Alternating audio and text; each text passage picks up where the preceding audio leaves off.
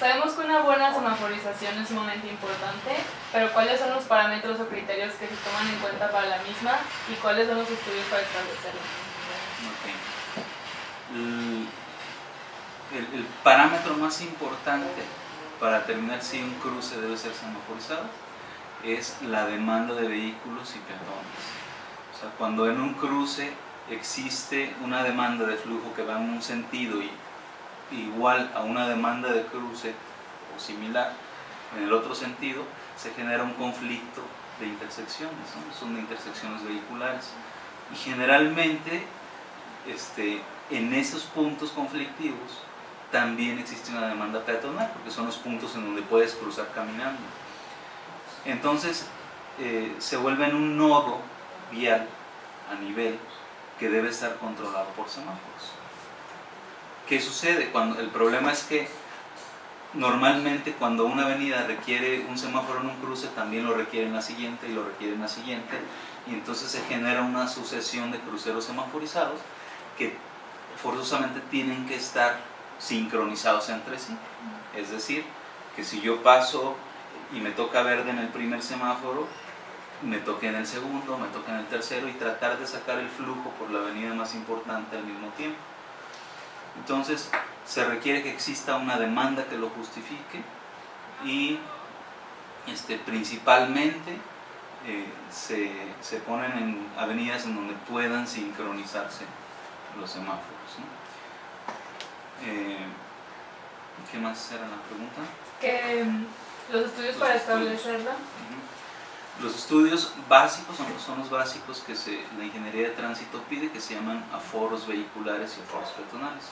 Los aforos vehiculares y peatonales son conteos estadísticos de la demanda que tiene un cruce, y es simplemente pararte en el lugar y contar cuántos vehículos por hora pasan en cada uno de los movimientos, y en base a esa demanda de vehículos por hora en movimientos es como se distribuyen los tiempos de los semáforos. Entonces tú te pusiste a contar una hora y ves que de norte a sur pasan 600 vehículos por hora y en el otro lado pasan 300 vehículos por hora. El ciclo que le vayas a dar de luz verde total a ese semáforo lo vas a distribuir o lo vas a asignar en una distribución porcentual. Es decir, si se lleva el 60 o el 80% de la demanda, pues el 80% del verde le toca a este punto y el 20% al otro, ¿no? Entonces se distribuye en base a la demanda que, en base a los estudios, levantes en el crucero. Todos los semáforos de la ciudad están a cargo de la Secretaría de Movilidad, ¿sí? Ningún particular puede operar un semáforo si se encuentra en una vía pública, entendiéndose como vía pública todas las vialidades que dependen del municipio o del estado. Sí puede haber dentro de un coto o un fraccionamiento privado un semáforo que esté controlando el fraccionamiento, pero en realidad no son vías públicas, son vías privadas, ¿no? Entonces, al ser responsabilidad de una entidad gubernamental como es la Secretaría de Movilidad, ellos hacen censos de este tipo de aforos vehiculares periódicos. Incluso hay los semáforos inteligentes que ya se están manejando. Toda la zona centro de Guadalajara, todas las avenidas principales como López Mateos, cuentan con sensores para determinar el volumen de demanda que están manejando. Y entonces esos sensores van desde espiras en el pavimento, que son unos detectores magnéticos que se instalan bajo el pavimento. Entonces cuando el vehículo cruza, el sensor cuenta un paso, ¿no? Hasta cámaras están observando y están contando también los vehículos que están pasando. Esas mismas cámaras le dan información al centro de control o al centro computarizado que tiene la Secretaría de Movilidad, en donde ellos pueden estar monitoreando qué sucede en cada uno de los cruceros semaforizados que se tienen. No lo percibimos nosotros porque es bastante dinámico, pero en el día, por ejemplo, desde las 0 horas hasta las 11:59 está cambiando siempre la demanda en un punto. Y lo que hace la Secretaría de Movilidad, respondiendo a tu pregunta, es actualizarlos día con día, hora con hora, y están contando, obviamente en los puntos en donde están los semáforos y el sistema inteligente de semaforización. En donde no está, por lo menos una vez al año se hace una actualización de todos los demás. Obviamente no es todas las ciudades, periódicos, como van surgiendo los conflictos en los cruceros secundarios, vamos a llamarlo, se van reestudiando y reactualizando y reasignando el ciclo que le toca a cada uno de los movimientos. Pero el que creo que vale la pena sí mencionar es este sistema inteligente, sistema semaforizado, que en teoría se autorregula, se va cambiando en base a la demanda que está registrando.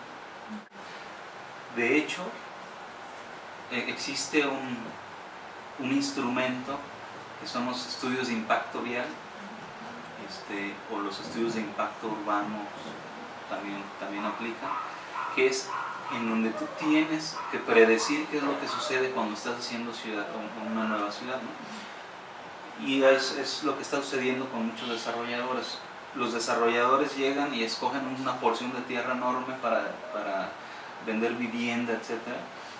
Y entonces generan esta vivienda ahí sin pensar en los servicios o en el caso que pueden proporcionar. Por ahí va tu pregunta. Existen todos los estudios necesarios para poder determinar qué va a suceder si se hace ese desarrollo de suelo ahí, y si es más conveniente hacerlo en otro lado, si es mejor hacer crecimiento vertical que seguir desplazando la mancha urbana. Existe todo eso y se puede prever. Yo creo que el problema sigue siendo otra vez la cultura, de que si vamos a generar un desarrollo nuevo, pensemos también en que tenga no solo infraestructura vial para coches, ¿no?, sino que también tenga infraestructura vial para vehículos no motorizados, para bicicletas, etc. ¿Usted cree que la infraestructura de calles y vialidades importantes debería seguir siendo, o sea, del sector público, o podría ser una solución que el sector privado interviniera? Es una pregunta muy buena. Actualmente la responsabilidad, como bien lo firmas en tu pregunta, es de las autoridades. Hoy es del gobierno y está más que probado que el gobierno no tiene la capacidad económica para estar manteniendo todos los pavimentos que hay en la calle, y mucho menos pensar en transformarlas, pues, ¿no? O sea, si no tenemos para tapar baches porque el recurso público no alcanza, pues mucho menos tenemos para estarles dando mantenimiento de imagen urbana y todo lo demás, ¿no? Y entonces ya empieza a haber nuevos esquemas como las asociaciones público-privadas, en donde se le puede concesionar a una empresa el que ellos puedan estar dando mantenimiento. Claro que se tiene que encontrar la manera en que le regresa dinero a esa empresa, ¿no? Pero son esquemas que están siendo, pues, novedosos en la ciudad. Ya se han aplicado en muchas partes del mundo. En México hemos escuchado pocos, pero existen desde hace mucho. Y entonces estos esquemas de asociaciones público-privadas, en donde interviene la mano de la iniciativa privada para dar mantenimiento a la infraestructura pública y ver la manera de recuperarlo. Por otro lado, creo que sí son una solución. Creo que son una solución cuando no existe dinero para generar una infraestructura nueva, llámese un paso a desnivel, un puente nuevo, una estación de tren, lo que sea, que hace falta y el gobierno no tiene el dinero para hacerlo. Sí, creo que la solución son las asociaciones público-privadas. Perfecto. ¿Cuál sería tu propuesta o qué cambiarías tú para innovar o mejorar el flujo de tráfico en estas vías tan importantes como López Mateos?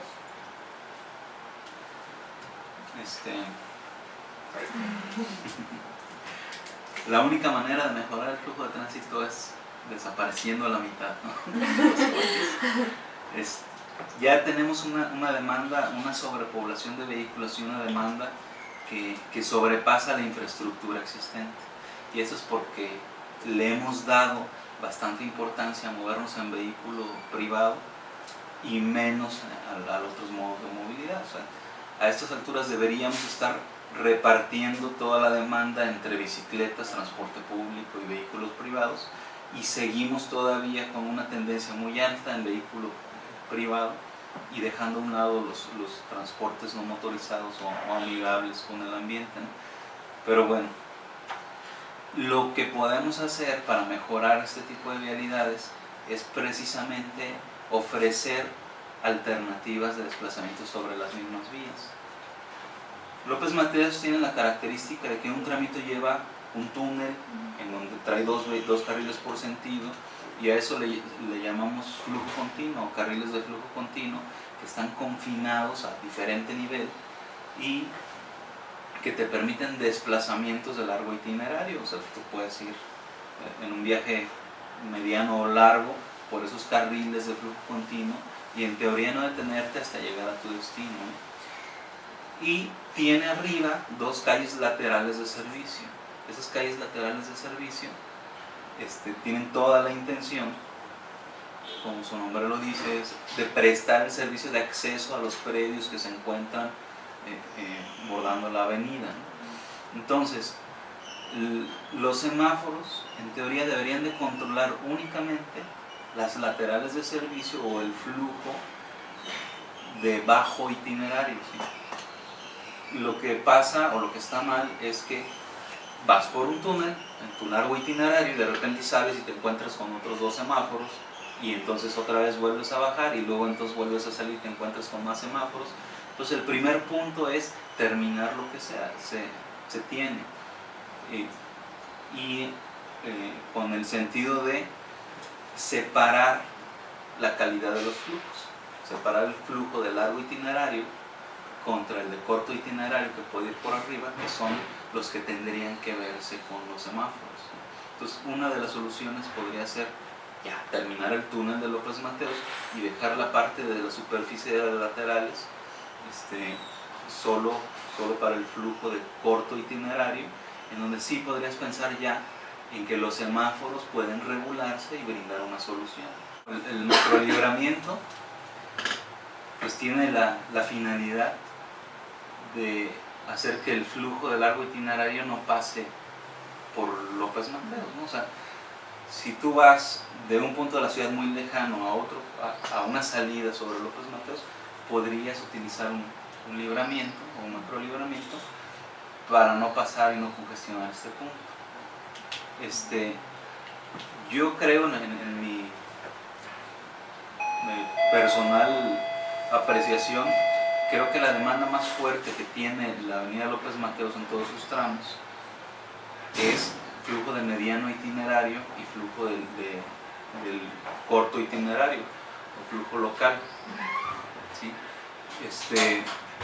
Por ejemplo, Bugambilias tiene una demanda muy fuerte que solo, entre comillas, solo se puede cubrir con un trámite de López Mateos, ¿no? O sea, de periférico al ingreso a Bugambilias.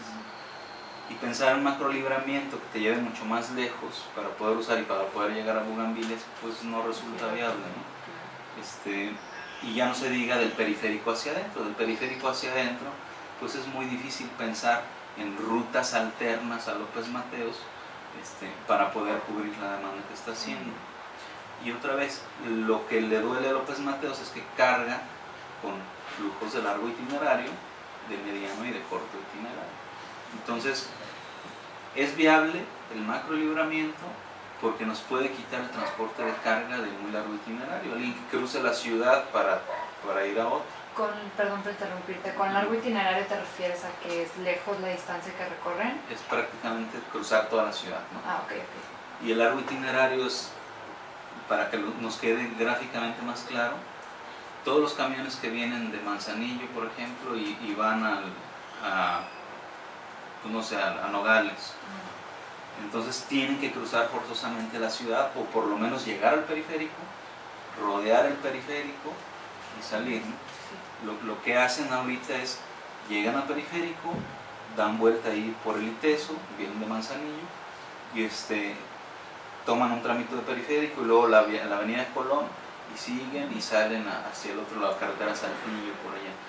Entonces, esa invasión que tenemos de vehículos de carga, que es muy fuerte, es muy grande, es la que podría quitarse con la presencia de un macrolibramiento. Está enfocado más a los vehículos que quieren cruzar la ciudad que a los vehículos que viven dentro de él.